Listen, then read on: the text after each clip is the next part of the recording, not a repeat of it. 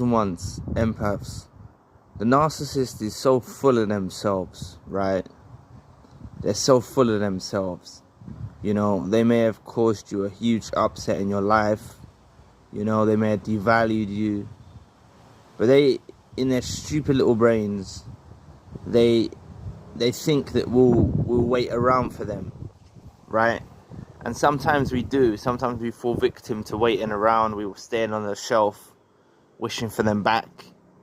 But I want you to realize that the moment that you take it in your stride to not be waiting for them, not be on the hook, not be waiting on the shelf for them, you know, getting on with your own life, doing your own healing, like making it clear that you're no longer interested in them, right? You no longer desire them.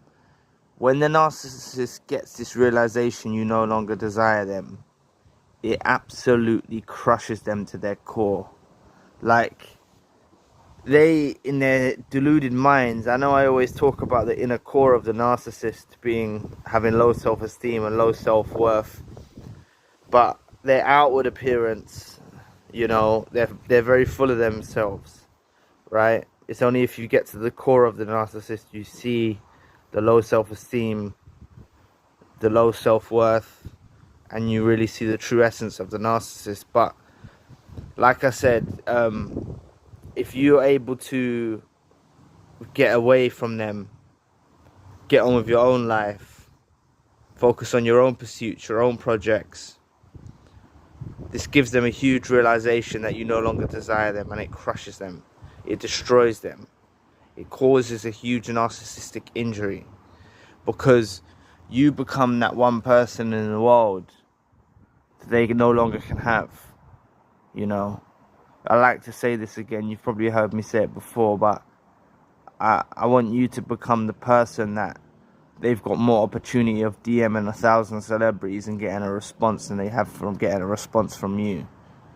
Or at least, maybe you can respond, but don't respond warmly. Don't respond with open arms. Be cold, just like they are. Treat them like shit, exactly the way they treated you, you know.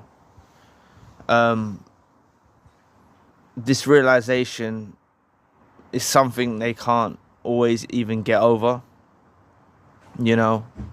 Being rejected by a chosen one and an empath, because it's such a confusion. It confuses them because it's such a contrast compared to how they knew us and they thought we would operate, right? They got to know us quite well because we were honest and truthful. They got to know us quite well during the time we was together.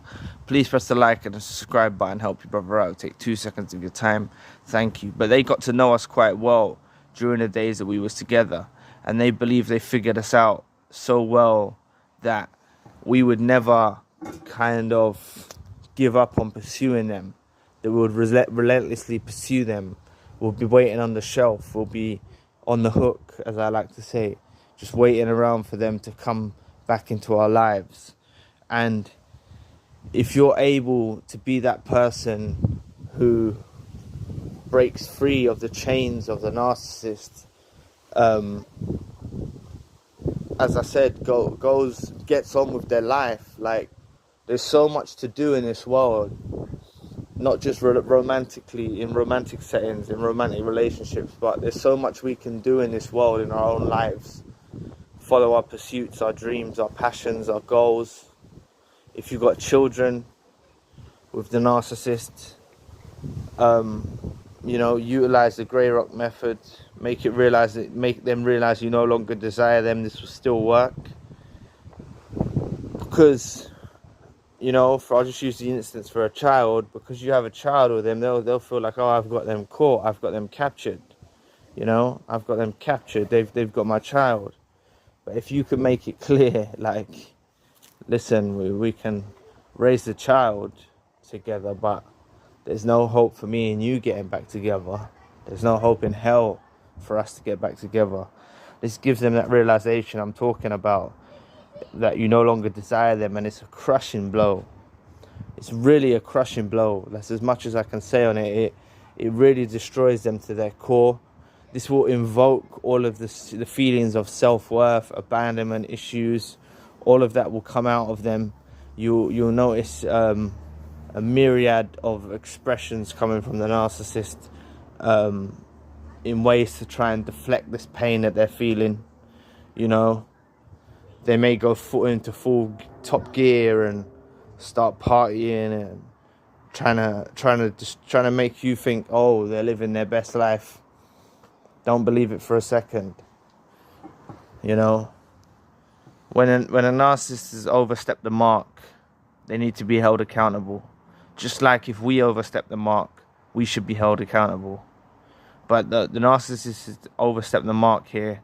They've gone one step too far, and they need to know that you no longer desire them.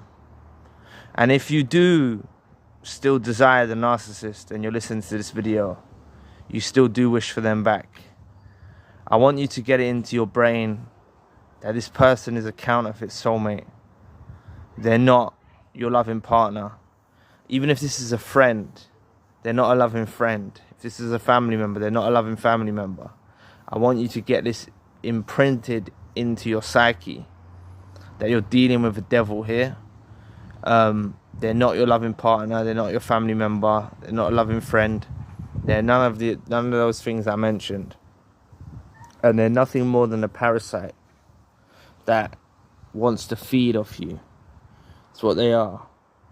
But you know the devaluation, how that makes us feel.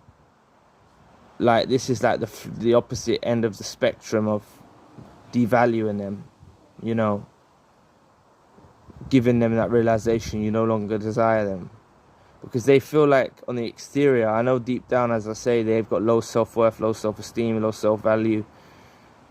But on the exterior, they want to act like they're God's gift.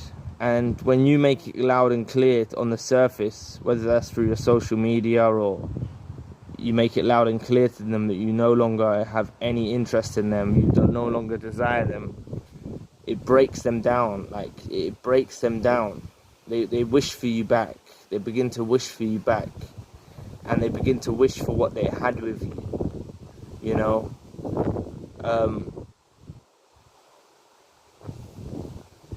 For those of you that are still desiring a narcissist, you really do need to do some inner work, some inner healing. You need to practice self-love. You need to get on the pursuit of practicing this self-love and practice walking alone. You know, there's a lot of power in solitude. There's a lot of power in being alone. I know you might go through the days where you miss them and stuff like that, but honestly, being alone, it's better to be alone than be with a narcissist. Always. Like me at one point in time, I desired the narcissist, but I quickly learned that once I awoken to the fact they were a narcissist and they were a parasite, I quickly began to realize that I don't desire this person any longer. And it's much better for you to be on that spectrum of thinking, where you don't desire them, you don't want them back, than to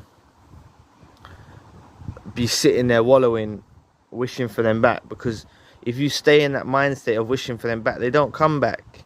You got to understand that when they get their realization that they no longer want you back, you no longer desire them, this is when you get the hoovers. This is when you get the hoovers to check your temperament, to check how you're feeling, stuff like that.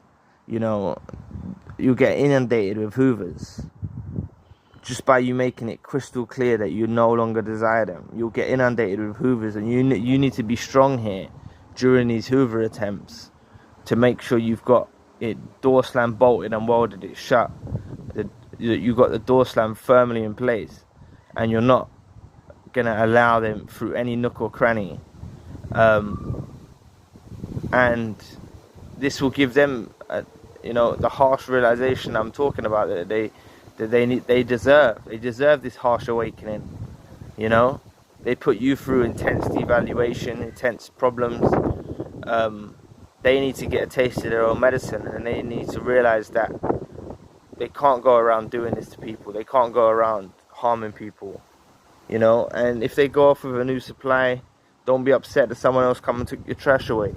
Just let them go. I always say let them go, because they'll always return, and they'll always try and come back, and they'll always try and hoover. But just make sure you've left it on the point that you no longer desire them and you no longer want them in your lives. And as I said, you become more sought after than an A-list celebrity. You know, as I said, they probably more likely get a response from a celebrity than they do from you. So that's who you need to be in their eyes. Someone who they can't touch, someone who they can't get hold of, someone who they can't get their claws into, you know, because you no longer desire them. You've outgrown those days where you desired them, and they wasted an opportunity when you did love them. They wasted that opportunity, and they need to be held accountable for that. So anyway, thank you for watching today. Please press the like and the subscribe button. If you'd like to donate to the channel, you can find the link in the description box. And if you'd like a one-to-one session with myself, you can also find the link in the description box. Currently I have the secondary channel, the spiritual channel. If you want to check that out, the link for that channel is also in the description box. So anyway, I'll be back with another video soon. Peace.